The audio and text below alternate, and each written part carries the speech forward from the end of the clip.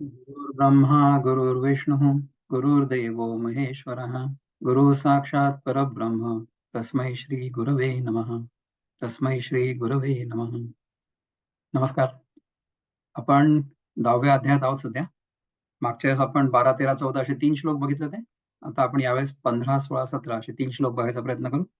So अवनीताई, तर आपण 15, 16, 17 3 श्लोक म्हटलेत तर it will be great. Thank you. Yes.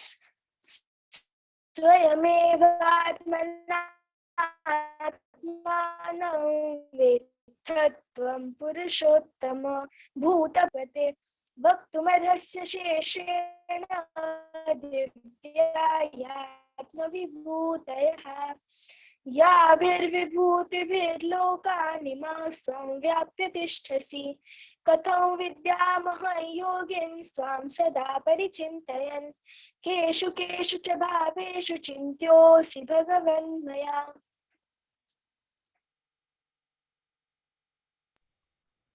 Good. झाले का अवनी की तुझं कनेक्शन केलंय? You got frozen. Okay, well let's get started. 15वा श्लोक बघू आपण. तर पहिले आपले गुरु प्रभुपाद आहेत त्यांचं ट्रान्सलेशन बघू and then will go further. ठीक आहे. चॅप्टर 10 वर्स 15. स्वयं एवात्मनात्मानं वेत्थत्वं पुरुषोत्तम भूतभावन भूतेश देवदेव जगतपते. याचा अर्थ हा आहे की indeed you alone know your self by your own internal potency. तू स्वतः तुझ्या इंटरनल पोटेन्सीनी तुला ओळखतोस. O supreme person, origin of all. तू सगळ्यांचा उगम आहेस. लॉर्ड ऑफ ऑल बीइंग्स म्हणजे सगळ्यांचा स्वामी आहेस. आणि गॉड ऑफ गॉड्स म्हणजे देवांचा ईश, देवेश, right. Lord of the universe म्हणजे विश्वेश. जगतपते, जगतपती है ना. सो लेट अस सी की ह्याच्याबद्दल विनोबांचं ट्रान्सलेशन काय म्हणतं. जाणसी ते तुझे तूची प्रत्यक्ष पुरुषोत्तमा देवदेवा जगन्नाथा भूतेशा भूतभावना. जाणसी ते तुझे तूची प्रत्यक्ष पुरुषोत्तमा. ते तुझं तूच जाणतो. आधीच्या श्लोकात काय म्हटलं की देव दानव कोणी तुझं रूप नाही जाणू शकत, परंतु तुझं जे प्रत्यक्ष रूप आहे ते तू प्रत्यक्ष जाणतोस. देव देवा जगन्नाथा भूतेशा भूतभावना. देवदेवा जगन्नाथा म्हणजे देवांचा देव जो जगन्नाथ आहेस, आणि भूतेशा भूतांचा पण ईश आहेस. भूतभावना भूतांमधली जी भावना आहे ती पण तूच आहेस. आता तुम्ही विचार करा, समजा if we look at this from our own perspective, तर आपलं स्वतःचं स्वरूप आपल्या स्वतःलाच जाणवायला येऊ शकतं ना. इनफॅक्ट आपल्याला जे काही जाणवायला येऊ शकतं ते सगळं आपल्या आतमध्येच येऊ शकतं. So just 1 second.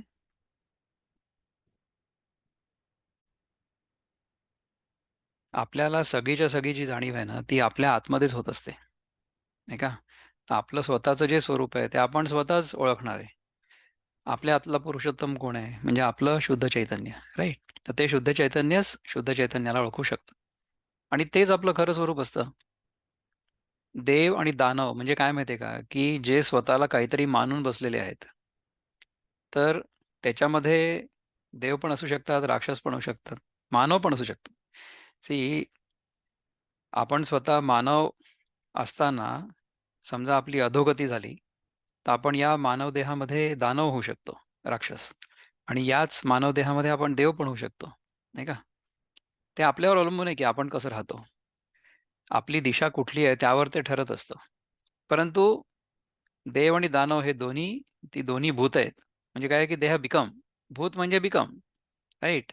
भव म्हणजे बिकम असतं ना, टू बिकम, नाही का. आपण कधी कधी असं ऐकतो ना गोष्टींमध्ये वगैरे किंवा जुन्या सिनेमांमध्ये जर बघितलं की समजा एखादा ऋषीमुनी असेल तर तो ज्यांनी त्यांना नमस्कार केला असेल त्यांना म्हणतात ना की ते सुखी भव, किंवा एखाद्या बाईनी नमस्कार केला तर मग अष्टपुत्रा सौभाग्यवती भव वगैरे अशा अशा प्रकारचे आशीर्वाद आपण ऐकलेत, राईट.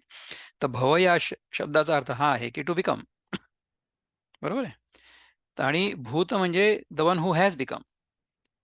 तर भूत म्हणजे याच्यामध्ये मानव पण आहे, देव पण आहे, दानव पण आहे. Any one who has considered himself to be somebody other than divine is a भूत. Because I have assumed myself to be somebody else. तर हे जे भूत आहे ना, हे देव पण असू शकतं, दानव पण असू शकतं. राईट. देव जरी झाला तरी सुद्धा तो भूतच आहे, because he has become. Right. So we don't want to become anybody. आपल्या इथे आपली सगळी साधना जी आहे किंवा सगळं जे चिंतन सुरू आहे, it is to अनबिकम.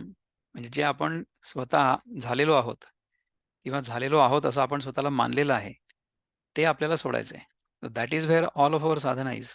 Correct. So let us see if we can share Kishorji मुक्तछंद मराठी गीता.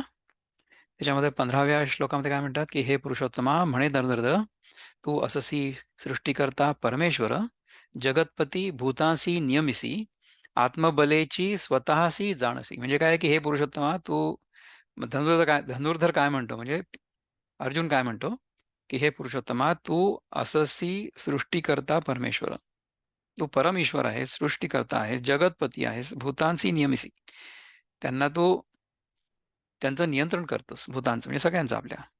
आणि आत्मबलेची स्वतःची जाणसी, तू स्वतः स्वतःला ओळखू शकतोस, असा तू आहेस हे पुरुषोत्तमा. तुझी निर्मिती ही असे सारी सृष्टी, जगाचा तुला मानितो मी जेठी. प्रभू तू जीवांचा व देवाही देवाधिदेव, तुलाची असे ज्ञात तूचीच विश्व. तुझी निर्मिती ही असे सारी सृष्टी, तू सगळी सृष्टी स्वतः निर्माण केली आहेस. जगाचा तुला मानितो मी ही जेठी, ज्यांनी ते निर्माण केलेलं आहे, असा तू आहेस. प्रभू तू जीवांचा व देवाचा, देवांचा पण देव आहे. प्रभू तू जीवांचा व देवांचा अधिदेव, देवाधिदेव. तुलाची असे ज्ञात तुचीच विश्व, तुलाच सगळं ज्ञात आहे विश्व, आणि तूच आहे विश्व, म्हणजे तूच विश्वरूपाने विस्तारित पावला आहेस, विस्तार पावला आहेस. ठीक आहे. तर अशा प्रकारे किशोरजींनी त्याचं ट्रान्सलेशन केलंय. ज्ञानदेव महाराज काय म्हणतात आपण बघूया. Let us see what Gyandev Maharaj has to say. We are into verse 15, right. ज्ञानदेवांची ज्ञानेश्वरी. तर 15व्या श्लोकाच्या ज्या सगळ्या ओव्या आहेत, let me increase the font size a bit, म्हणजे तुम्हाला वाचायला सोपं पडेल. एथ आपुले वाडपण जैसे, आपणची जाणीजे आकाशे, कामी येतुली घनवट ऐसे पृथ्वीची जाणे. तैसा आपुलिये सर्व शक्ती, तुझ तुची जाणू लक्ष्मीपती. येर वेदाधिक मती, मिरवती वाया. हागा मनाते मागा सांडावे, पवनाते वावी मवावे. आदिशून्य उतरोनी जावे, केवते बाही. तैसे हे तुझे जाणणे आहे, म्हणून कोणाही ठाकते नोहे. आता तुझे ज्ञान होये, तुझची जोगे. जी आपण पयाते तूची जाणशी, आणि का ते सांगावयाही तू समर्थ होसी. तरी आता एक वेळ घाम पुसी, आरतीची निडळींचा. हे ऐकिले की भूतभावना, त्रिभुवन गज पंचानना. सकल देव देवतार्चना जगन्नायका. जरी थोरी तुझी पाहत आहो, तरी पासी उभे ठाकावयाही योग्य नोहो. या शोच्यता विनवू बिहो, तरी आन उपायो नाही. भरले सरिता समुद्र चहूकडे, परिते बापियासी कोरडे. का जे मेघोनी थेंबुटा पडे, ते पाणी की तया. तैसे गुरुजी सर्वत्र आथी, परी कृष्णा आम्हा तुची गती. हे असे हे असो मज प्रती विभूती सांगे. त्या 15व्या श्लोकावर ज्या सगळ्या ओव्या आहेत त्यांचा अर्थ जो आहे तो आपण बघूया इथे. 15व्या श्लोकाचा अर्थ काय माहिती का, की हे पुरुषोत्तमा, भूतभावना, भूतनाथा, देवाधिदेवा, जगन्नायका, तू स्वतः स्वतःला यथार्थ स्वरूपाने जाणतोस. कारण की आपलं जे खरं स्वरूप आहे ना, ते दुसऱ्या कुठल्याही उपायांनी जाणण्यासारखं नाही आहे. You cannot really know the true self.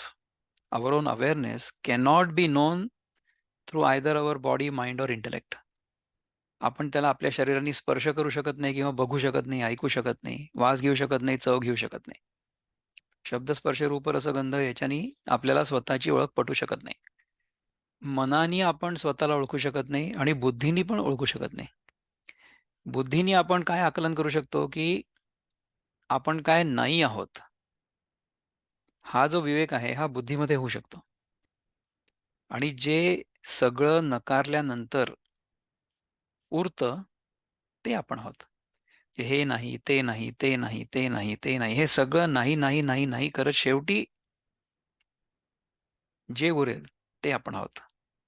तर ते वर्णन करून सांगता येण्यासारखं नाहीये. ते शब्दांच्या पलीकडचं आहे. ती आपली स्वतःची जाणीव आहे. आपल्या स्वतःची जाणीव म्हणजे मी आहे, हे मला जे वाटतं आहे, ते मी कसं कोणाला समजावून सांगणार आहे? सगळ्यांना तशी जाणीव होत असते. परंतु तेच म्हणजे आपण आहोत, हे आपल्याला माहिती नसतं. हे आपल्याला फक्त माहिती करून घ्यायचं आहे. तर त्याच्यासाठी आपण जे नाही आहोत, ते आपल्याला सोडून द्यायचं ते आपल्याला टाकून द्यायचं we have to discard that. We have to discard whatever we are not. Then whatever remains is the true self. नाही? ज्याप्रमाणे आपला विस्तार किती आहे, हे आकाशाचं आकाशालाच माहिती. अथवा मी इतकी भरीव आहे, हे प्रमाण पृथ्वीचं पृथ्वीलाच माहिती आहे. त्याप्रमाणे आपल्या सर्व सामर्थ्याने, हे लक्ष्मीपती देवा, तुला तूच ओळखू शकतो स्वतःहून. तुला तू स्वतः जाणणार आहेस. है ना? बाकी वेदादिक जे इतर आहेत, वेदादिक म्हणजे वेद सुद्धा, त्यांच्या मती म्हणजे आम्ही देवाच्या स्वरूपाला जाणतो अशी व्यर्थ बढाई मारतात. वेदादिक जे इतर आहेत म्हणजे समजा पुस्तकात दिलं असेल ना की मला माहिती आहे देव म्हणजे काय आहे ते, तर पुस्तकं सुद्धा बढाई मारतात असं ज्ञानदेव महाराज म्हणतात. असं का म्हणतात? कारण की शब्दांनी वर्णन करून सांगण्यासारखा देव नाहीये. देव किंवा परमेश्वर किंवा आपलं स्वतःचं चैतन्य, शुद्ध चैतन्य किंवा ब्रह्म, तुम्ही काय जे नाव द्यायचं असेल ते द्या. शब्दांच्या पलीकडचा विषय आहे तो. शब्दांनी आपल्याला ते समजावून सांगणं शक्य नाही. हं? अहो, सर्वात चपळ असलेल्या मनालाही शर्यतीत कसं मागे टाकता येईल? वारा हाताने कसा मोजता येईल? मायेतून आपल्या बाहूंच्या जोरावर कसं पार पडता येईल? मायेतून आपल्या बाहूंच्या जोरावर कसं पार पडता येईल? Maya is only an appearance. तुम्हाला समजा मृगजळ दिसलं. मृगजळ is only an appearance, right? Mirage is only an appearance. तर त्या मिराजमध्ये तुम्ही उडी मारून पोहून दुसऱ्या बाजूला जाऊ शकाल का? तसंच आहे. Maya is the same thing. Maya is like a mirage. In fact जे आहे असं वाटतं पण ॲक्चुअली नाहीये. त्याला तुम्ही कसं पार कराल? म्हणजे मी त्याच्यात अडकलेलो आहे आणि त्यातून मी आता पार पडणार आहे आणि मी आता पार पडलो आहे. ह्या सगळ्या गोष्टी खरं तर बोलूच शकत नाही आपण. समजा मी म्हटलं, की मी परवा मिराज बघितलं आणि मग त्यातनं मी एक पाण्याचा सॅम्पल घेऊन आलो आणि मग त्या पाण्याच्या सॅम्पलिंगचं टेस्टिंग मी केलं आणि मग त्याची क्वालिटी अशी आहे, असं मी म्हणू शकतो का? असं अजिबात नाही म्हणू शकत. Same thing is true with maya. किती चांगल्या उपमा दिल्यात पहा. अहो, सर्वात चपळ असलेल्या मनालाही शर्यतीत कसं मागे टाकता येईल? सगळ्यात चपळ आपलं मन आहे. त्याला आपण मागे नाही टाकू शकत. वारा हाताने कसा मोजता येईल? वारा हाताने मोजू नाही शकत. वाऱ्याचा स्पर्श होतो आपल्याला. आणि वाऱ्याचंही आता मोजमाप आपण करतो, की इतक्या किलोमीटर्स पर अवरनी तो वारा वाहतोय, है ना?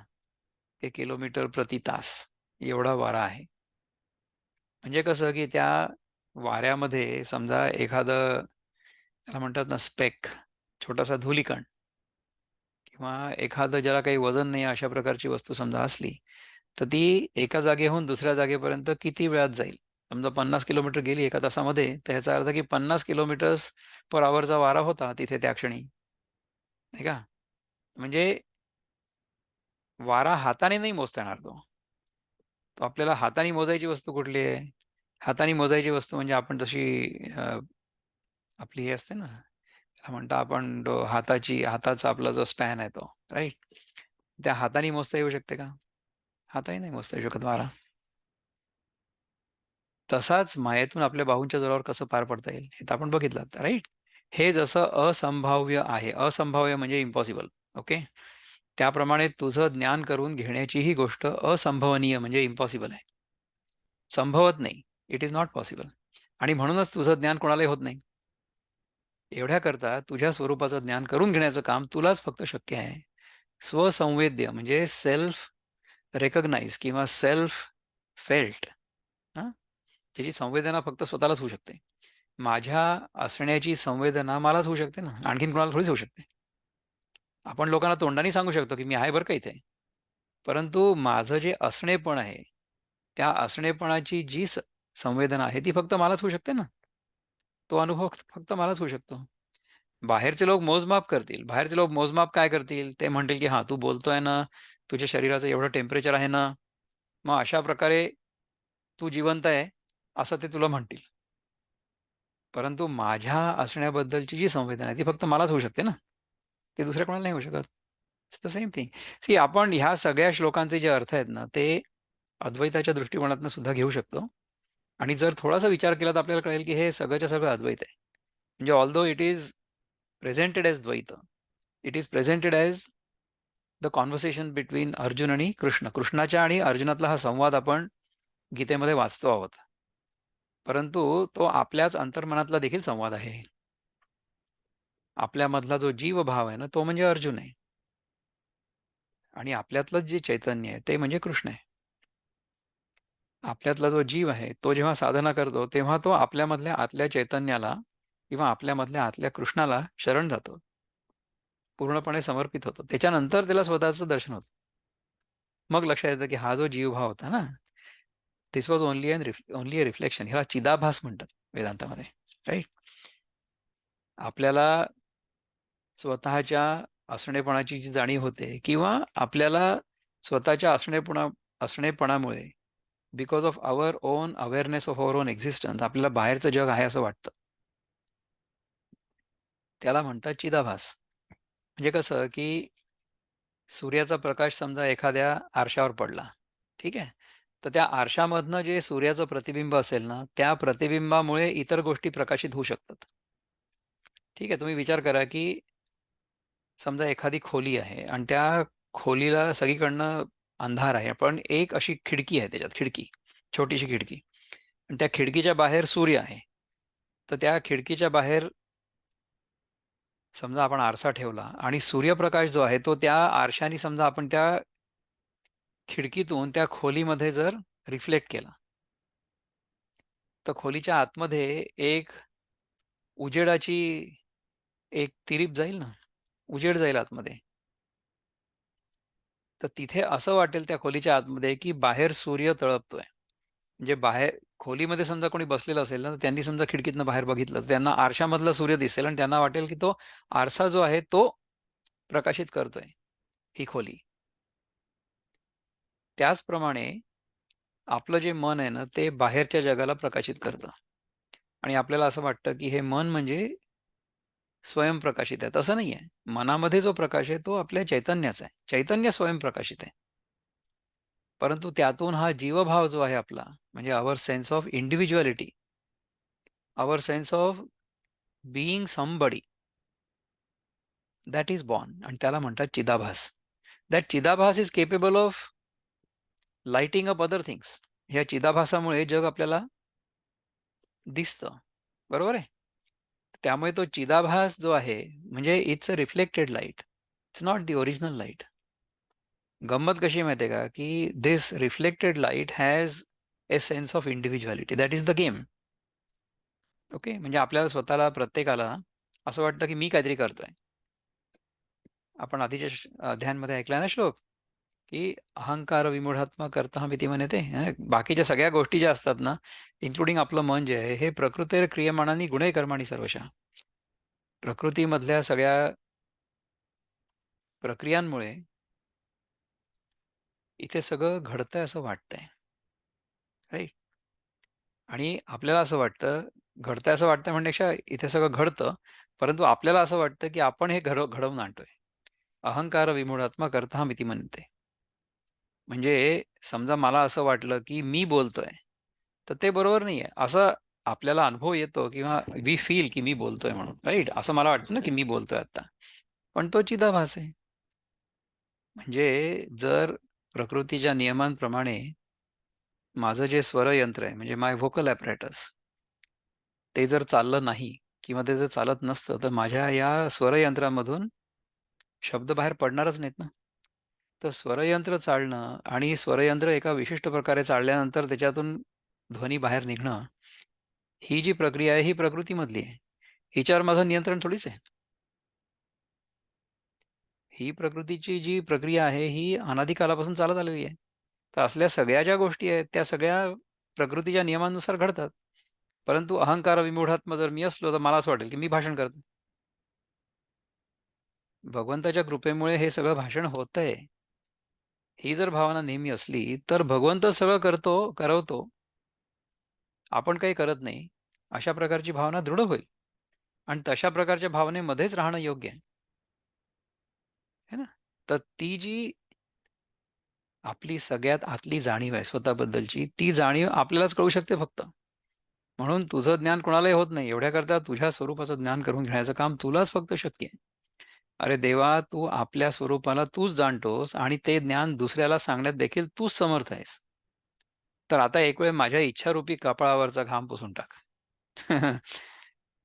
म्हणजे भक्त सांगतोय, अर्जुन सांगतोय, की बाबा तू माझ्या इच्छारूपी कपाळावरचा घाम पुसून टाक. म्हणजे माझ्या मनामध्ये जी इच्छा आहे ना, त्याच्यामुळे माझ्या कपाळावर जो घाम आलेला आहे किंवा इच्छारूपी जे कपाळ आहे त्याच्यावर जो घाम आलाय तो पुसून टाक. राईट? हे प्राणीमात्रांची उत्पत्ती करणाऱ्या त्रिभुवनरूपी हत्तीचा नाश करणाऱ्या सिंहा, त्रिभुवनरूपी हत्तीचा नाश करणाऱ्या सिंहा, त्रिभुवनरूपी, त्रिभुवन कुठले आहेत? 3 भुवनं कुठली आहेत? पृथ्वी, स्वर्ग आणि नरक. राईट? किंवा स्वर्ग, पृथ्वी आणि पाताळ. Whatever you want to call it, त्रिभुवन. किंवा दुसरी 3 भुवनं कुठली आहेत? जागृत, स्वप्न, सुषुप्ती. सुषुप्ती म्हणजे deep sleep. Waking experience, dream experience आणि डीप स्लीप एक्सपिरियन्स ही 3 भुवन आहेत. ह्या त्रिभुवनरूपी हत्तीचा हत्तीचा elephant in the room.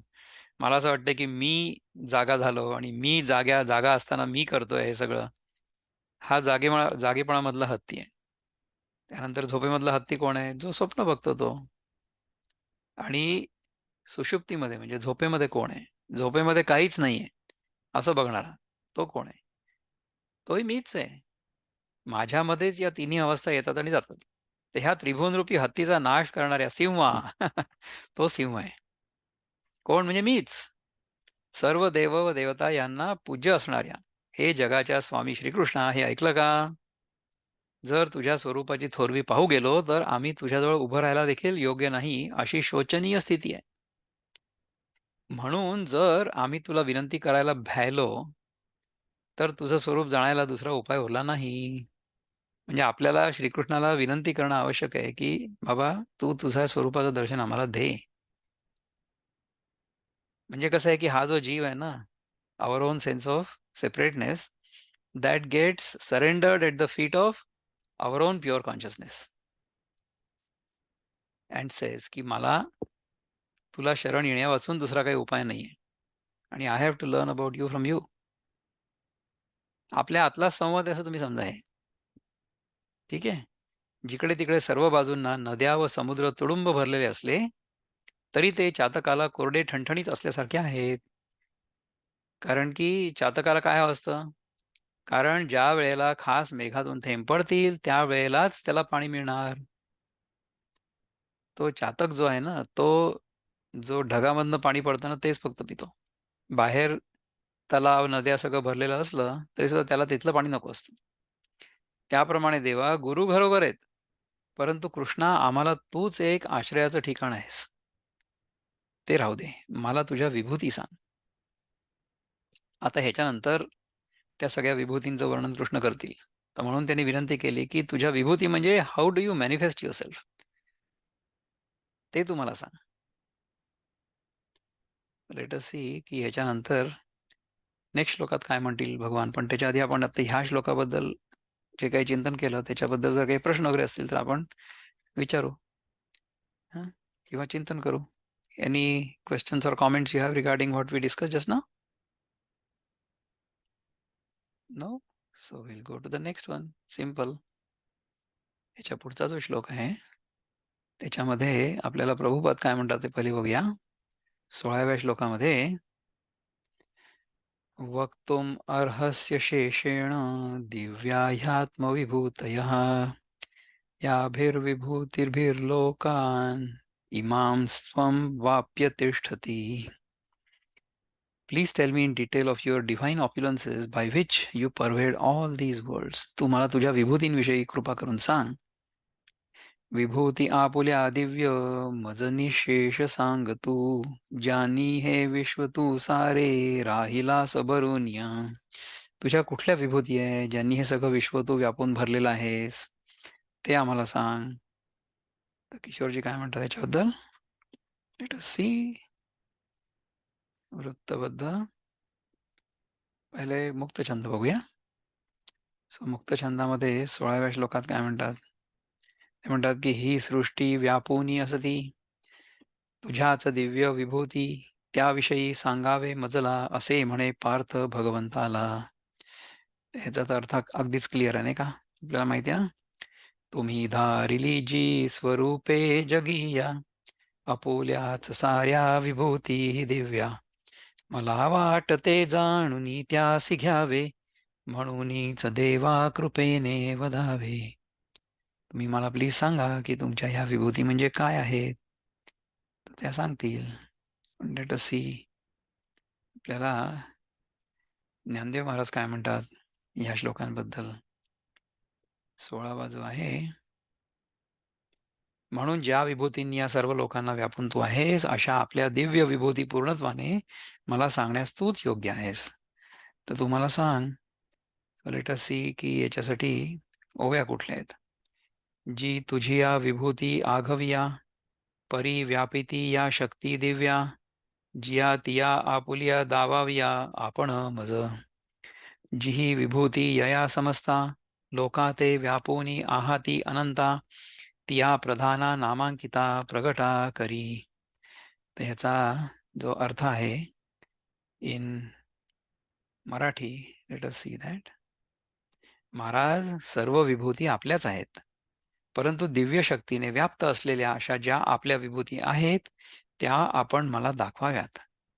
Krishna, विभूतींनी सर्व लोकांना व्यापून टाकलेलं आहे, त्या मुख्य मुख्य व नामांकित विभूती आपण सांगाव्या. अशा प्रकारे कृष्ण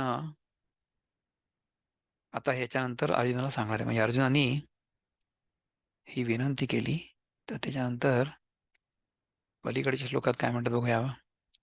कथम विद्यामहं योगिन त्वां सदा परिचिंतयन्, केषु केषु च भावेषु चिन्त्योऽसि भगवन्मया.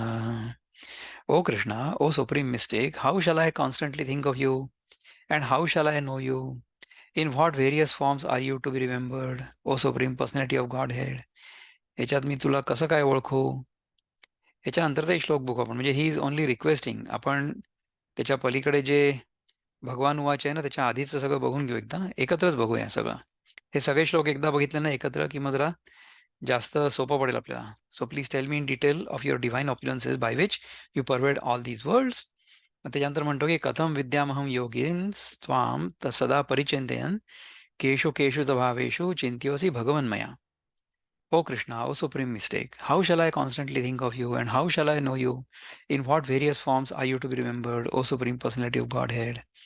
असं कृष्ण विचारतो आपल्याला. सॉरी, अर्जुन विचारतोय कृष्णाला. विस्तरेणान्मनो योगम विभूतिंच जनार्दन, भूयः कथय तृप्तिर् शृण्वन्तो नास्ति मे मृतम्.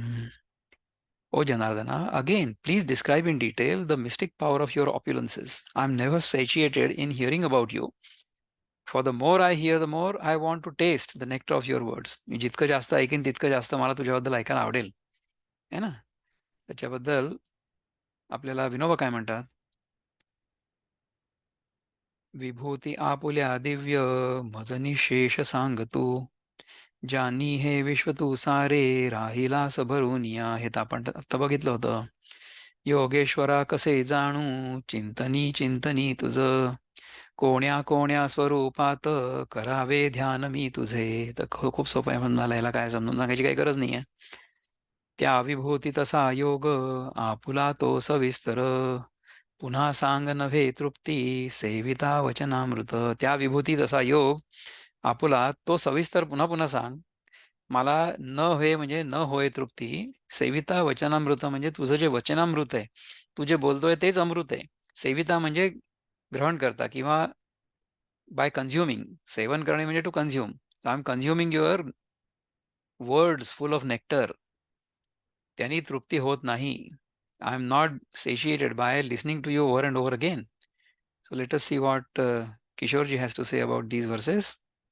We'll get into the Mukta Chanda first.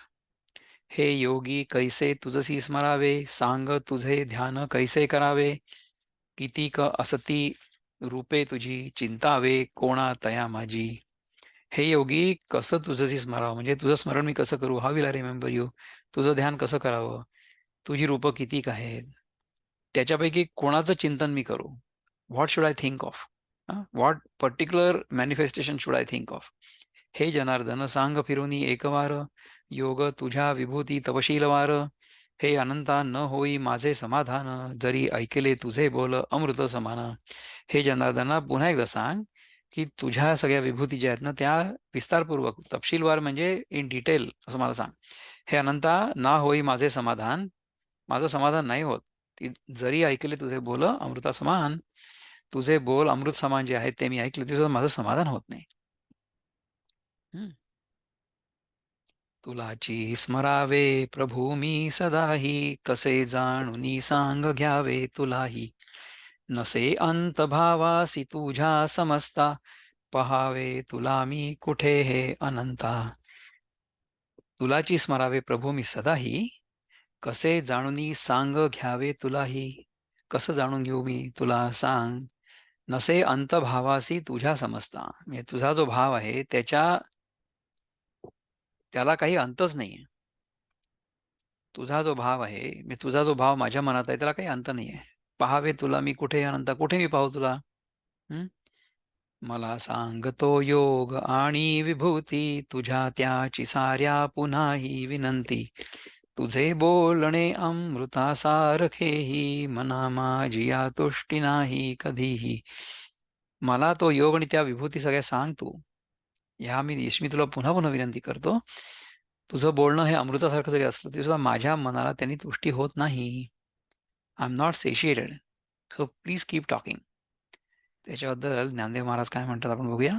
Let us share the screen with Dnyaneshwari. तर त्याच्यामध्ये पहिले ओव्या सगळ्या आपण बघून घेऊ आणि मग आपण ते सगळं वाचू. ठीक आहे. कुठलं आपण पाहिलं होतं, 86 पर्यंत आलो होतो ना आपण. Late us C. जी कैसे मिया तू ते जाणावे, काय जाणोनी सदा चिंतावे. जरी तुची म्हणो आघवे, तरी चिंतनची न घडे. म्हणोनी मागा भाव जैसे, आपुले सांगितले तुवा उद्देशे. आता विस्तारोनी तैसे, एक वेळ बोले. जया जया भावांच्या ठाई, भावांचा ठाई.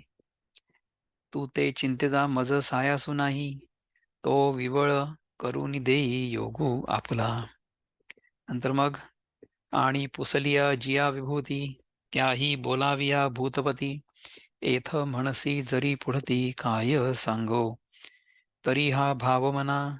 झणे जाय हो जनार्दना, पै प्राकृताही अमृतपाना. नाना म्हणवे ना न म्हणवे जी. जे काळकुटाचे सहोदर, जे मृत्यू भेणे प्याले अमर.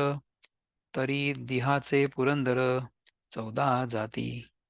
ऐसा कवण एक क्षीराब्धीचा रसू, जया वायाची अमृतपणाचा आभासू. तयाचाही मिठांशू, जे पुरे म्हणो नेदी. तया पाबळे याही येतुले वरी, गोडियेची आथी थोरी. मग हे तव अवधारी, परमामृत साचे. जे मंदार चळू न ढाळिता, क्षीरसागरू न ढवळिता. अनादी स्वभावता आईते आहे. जे द्रव ना नव्हे बद्ध, जेथ नेणिजती रसगंध. जे भलतयाही सिद्ध, आठवलेची भावे. जयाची गोठीची ऐकत घेवो, आघवा संसारू होय वावो. बळिया नित्यता लागे येवो, आपण पेया. जन्म मृत्यूची भाख, हारपोनी जाय निशेख. आत बाहेरी महासुख वाढोची लागे. मग दैवगत्या जरी सेविजे, तरी ते आपणची होऊनी ठाकीजे. ते तुझ देता चित्त माझे पुरे म्हणू न शके. तव तुझे नामची जी आम्हा आवडे, वरी भेटी होय आणि जवळीक जोडे. पाठी गोठी सांगसी सुरवाडे, आनंदाचेने आनंदाचेनी. आता हे सुख काहीस यासारखे, काही निर्वचेना मज परितोखे परितोखे. तरी येतुले जाणे जे येणे मुखे पुनरुक्तही हो. हागा सूर्य काय शिळा, अग्नी म्हणो येत आहे ओविळा. का नित्य वाहतया गंगाजळा, पारसेपण असे. तुवा स्वमुखे जे बोलिले, हे आम्ही नादासी रूप देखिले. आजी चंदन तरुंची फुले, तुरंबित आहोमा. या पार्थाची या बोला, सर्वांगे कृष्ण डोलला. म्हणे भक्ती ज्ञानासी जाहला आगरू हा. ऐसा पती कराचिया तोषा अंतू, प्रेमाचा वेग उचंबळतो. तो सायासे सावरुनी अनंतू काय बोले. त्याच्यानंतर आपण अर्थ बघूया.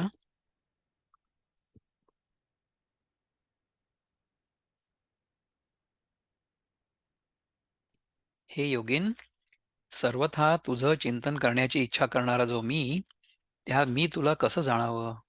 हे भगवन, कोणकोणत्या भावांमध्ये म्हणजे विभूतींमध्ये मी तुझं चिंतन करणं शक्य आहे. कृष्णा, मी तुला कसं जाणावं आणि कसं आणि काय म्हणून नेहमी चिंतन करावं. कारण तू सर्व आहेस. असं जर म्हटलं तर चिंतनच घडणार नाही. तूच सर्व आहे म्हणजे काय की मी पण तुझ्यातच आहे. तुझ्या व्यतिरिक्त दुसरं इथे काही नाहीच आहे. तसं जर आपण चिंतन केल्यानंतर मग कशाचं चिंतन करणार. चिंतन बंद होईल ना, नाही का. चिंतनच घडणार नाही. म्हणून मागे म्हणजे 7व्या व 9व्या अध्यायात व या अध्यायाच्या आरंभी ज्या आपल्या विभूती तू थोडक्यात सांगितल्यास, त्याच आता एक वेळ विस्ताराने सांग. तुझ्या विभूती म्हणजे your manifestation. Vibhuti means manifestation. Okay. भूत म्हणजे to become, right, or to have become. आणि विभूत म्हणजे विशेषभूत. म्हणजे विशेषभूत म्हणजे काय की what are the specialities in which you manifest your self, right. तर त्या विभूती म्हणतात त्याला. ज्या ज्या विभूतींच्या ठिकाणी तुझं स्मरण व्हायला मला अडचण पडणार नाही, तो आपला विभूती योग तुम्हाला स्पष्ट करून दाखव. तर ह्या अध्यायाचं टायटलच होतं ना. या अध्यायाचं टायटल काय होतं? विभूती योग, राईट. जनार्दना, आपला योग आणि विभूती पुन्हा विस्ताराने मला कथन कर, कारण एकदा ऐकूनही तुझं हे अमृतमय भाषण ऐकण्याची माझी तृप्ती होत नाही. ओके. तर काय की ज्या विभूती मी विचारल्या त्या देखील हे जगन्नाथा मला सांगाव्यात. ह्या प्रसंगी वारंवार काय सांगायचं आहे असं जर म्हणशील तर कृष्णा, अशी कल्पना कदाचित तुझ्या मनात येईल, पण ती येऊ देऊ नको. अहो महाराज, सामान्य असलेले अमृतही प्यायला लागलं असता नको म्हणवत नाही. जेव्हा आपल्याला तहान लागली असेल, हं, तर अमृत जरी प्यायला लागलं तरी नको म्हणवत नाही. मला जेवढं तू प्यायला घालशील अमृत, म्हणजे काय की तुझ्या तोंडातले शब्द हेच अमृत आहे. तुझी वाणी हे अमृत आहे. त्याच्यानी माझं समाधान होत नाहीये. तर मला सारखी सारखी ती वाणी ऐकावीशी वाटते. जे अमृत कालकोट विषाचं सख्ख भावंड आहे व जे अमृत मृत्यूच्या भीतीने देव प्यायले तरी सुद्धा ब्रह्मदेवाच्या एका दिवसात 14 इंद्र होऊन जातात. बघा, देव अमृत प्यायले म्हणजे काय की त्यांना असं वाटत होतं की आपला हा जो अनुभव आहे तो कधी संपू नये. त्याच्यासाठी त्यांनी जे काही व्रतवैकल्य केली असतील किंवा काय केलं असेल, अमृत प्यायले, राईट. समुद्र मंथनामधनं अमृत निघालं ते प्यायले. आणि त्याच्यानंतर काय झालं, तरी सुद्धा ब्रह्मदेवाच्या एका दिवसात 14 इंद्र होऊन जातात. इंद्र म्हणजे ह्या सगळ्या सृष्टीचा स्वामी इंद्र. आपल्यामधला इंद्र कोण आहे? आपल्यामधला इंद्र म्हणजे आपलं मन आहे.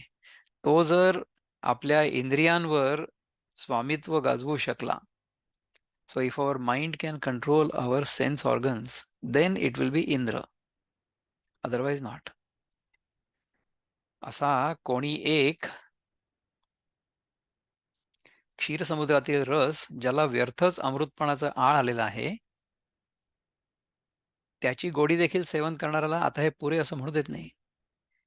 हा, क्षीरसमुद्रातील रस ज्याला व्यर्थच अमृतपणाचा आळ आला आहे, क्षीरसमुद्रातील रस म्हणजे काय माहिती आहे का? क्षीरसमुद्र म्हणजे मिल्की वे गॅलेक्सी असं मला वाटतं. ओके, क्षीरसमुद्र.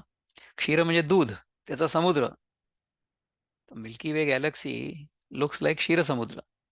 ओके, तर if we become the master of this galaxy for example, तर आपल्याला काय होईल की ही गॅलेक्सी जोपर्यंत आहे, म्हणजे कित्येक बिलियन्स ट्रिलियन्स ऑफ इयर्स पासून ही आहे, राईट?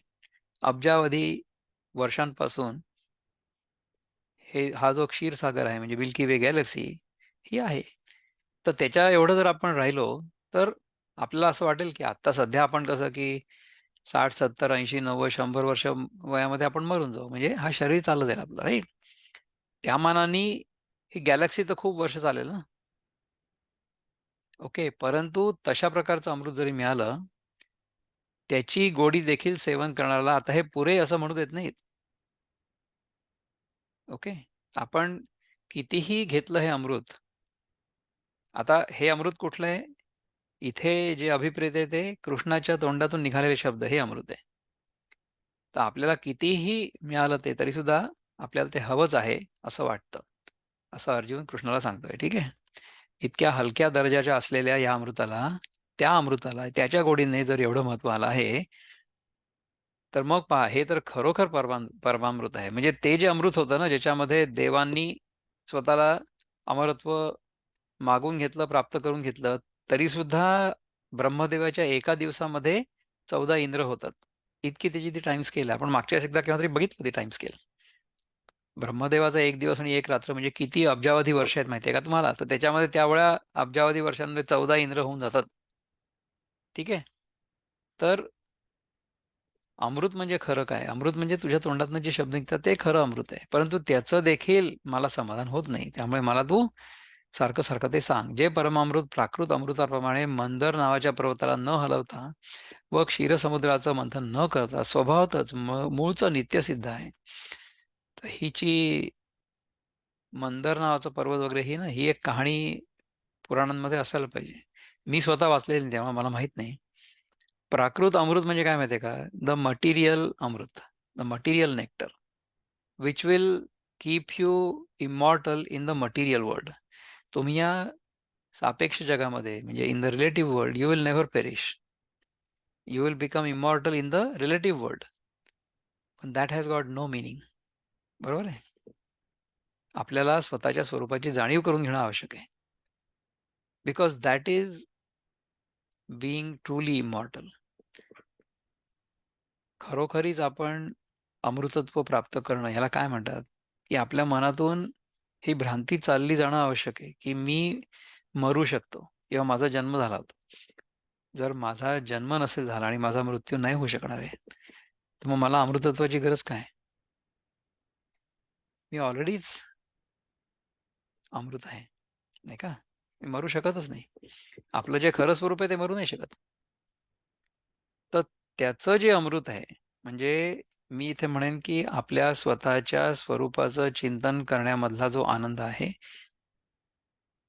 तो इतका जास्त आहे की त्याच्यामध्ये आपण नेहमी रममाण असू शकतो. We can always be immersed in that without getting bored. असं आहे ना? जे परमामृत पातळ नाही व घट्टही नाही, त्या ज्या परमामृतामध्ये रस म्हणजे गोडी आणि गंध म्हणजे वास ही आढळून येत नाही, जे परमामृत नित्य प्राप्त असल्यामुळे स्मरण केल्याबरोबर वाटेल त्याला मिळतं, म्हणजे अनुभवाला येतं, ज्याची नुसती गोष्ट ऐकल्याबरोबर सर्व संसाराचा निराश होतो, म्हणजे the whole world of name and form simply disappears, dissolves. व अढळ अशी नित्यता आपणास प्राप्त होते. म्हणजे we realize that our own true self is the only truth, the only existence, the only awareness there is. ओके, म्हणजे सत्यम ज्ञानम अनंतम ब्रह्म, अशा प्रकारची परिभाषा ब्रह्माची एका उपनिषदात येते. सत्यम ज्ञानम अनंतम ब्रह्म. सत्य आणि ज्ञान तर आपल्याला माहिती आहे, नाही का? सत आणि चित. परंतु आनंद जो आहे त्याच्याऐवजी अनंत सांगितलं आहे. अनंत म्हणजे काय माहिती आहे का? की आपल्याला आपलं असणं चिरकाल टिकावं असं वाटत असतं, नाही का? We always desire no limitation in time or in space or object. In terms of our own existence. परंतु तसं शक्य होत नाही, नाही का? आपलं जे भौतिक रूप आहे किंवा आपलं जे सध्याचा जो अवतार आहे असं समजू आपण. अवतार म्हणजे अवतार नाही म्हणणार, पण सध्या आपण ज्या रूपामध्ये आहोत, जे काही आपलं नाव असेल, जो काही आपला रोल असेल आजच्या जगामध्ये, तो तर इम्परमनंट आहे ना. परंतु त्याच्या खालचा जो मी आहे तो परमनंट आहे, तो अमृत आहे. तर त्याच्यामध्ये जर आपण नेहमी राहिलो, हं, तर त्याच्यामुळे काय होईल की नुसती गोष्ट ऐकल्याबरोबर सर्व संसाराचा निराश होईल. जे you will realize that this world of appearance is only an appearance. It's not true, it's not real. ठीक आहे ना? आणि अढळ अशी नित्यता आपल्यास प्राप्त होईल. म्हणजे आपल्याला लक्षात येईल की अरे आपण नित्यच आहोत, नित्यच होतो, नित्यच राहणार आहे. ह्या आपल्या शुद्ध चैतन्यरूप जाणीवेमध्ये भूतकाळ आणि भविष्यकाळ प्रतीत होत आहेत, पण ते खरे नाही आहे. ठीक आहे ना? ज्या परमामृताची गोष्ट ऐकल्याबरोबर जन्म मृत्यूची भाषा समूळ नाहीशी होते. जन्म आणि मृत्यू होतच नाही. आपली अवेअरनेस जी आहे ना, इट इज कॉन्स्टंट. त्या अवेअरनेसमध्येच आपल्याला काळ निर्माण झाल्यासारखं वाटतं. त्या अवेअरनेसमध्ये आपल्याला असं कोणीतरी सांगतं की अरे तुझा जन्म झाला होता. तुझा जन्म नव्हता झाला तर आपलं जे शरीर आहे ना, ज्याच्यामधनं आपण हा सगळा अनुभव घेतोय, ते शरीर आपल्या आईच्या पोटातून बाहेर निघालं होतं. ती जन्मतारीख आहे. त्याच्या आधी आपण होतोच. आईच्या पोटामध्ये जाण्यापूर्वी देखील आपण कुठे होतो. कुठून आलो आपण तिथे? ठीक आहे ना? तर ज्या परमामृताची गोष्ट ऐकल्याबरोबर जन्म-मृत्यूची भाषा समूळ नाहीशी होते आणि अंतर्बाह्य ब्रह्मसुखच वाढू लागतं. जन्म-मृत्यूची भाषा समूळ नाहीशी होते. There is no death because there is no birth. ठीक आहे ना? आणि अंतर्बाह्य ब्रह्मसुखच वाढू लागतं. आतमध्ये पण आपल्याला अतिशय समाधानी वाटतं आणि बाहेर देखील आपल्या आजूबाजूला आपण जेव्हा बघतो तेव्हा तिथेही आपल्याला समाधानच लक्षात येतं. असं होतं. मग दैवयोगाने ते सेवन करण्याचा योग आला, तर सेवन करणारा आपण स्वतः परमामृत होऊन राहतो. असं जे परमामृत, ते तुम्हाला देत असताना माझं चित्त पुरे असं म्हणू शकत नाही. महाराज आपलं नावच आम्हाला कधीतरी आम्हाला आधी आवडलं किंवा आधी आवडतं आणि शिवाय आपली भेट होत असून आपलं सान्निध्य आपल्याला प्राप्त झालेलं आहे. त्याशिवाय आनंदाच्या भराने आपण बोधाच्या गोष्टी सांगत आहात. म्हणजे एकतर माझं कृष्णावर प्रेम आहे आणि कृष्ण स्वतः येऊन मला गोष्टी सांगतोय. ठीक आहे ना? आता हे सुख कशासारखं आहे म्हणून सांगायचं, तर मला झालेल्या आनंदाने ह्यांच्याबद्दल काहीच बोलवत नाही. तथापि मी इतकं मात्र समजतो, की आपल्याला विचारलेल्या गोष्टींची पुनरुक्तीही झाली, तरी हरकत नाही. पण ती पुन्हा तुम्ही सांगा. अहो, रोज उगवणाऱ्या सूर्याला शिळा म्हणता येईल का? अग्नीला ओळा म्हणता येईल का? अथवा नेहमी वाहणाऱ्या गंगेच्या पाण्याला पारोसेपणा म्हणता येईल काय? हं?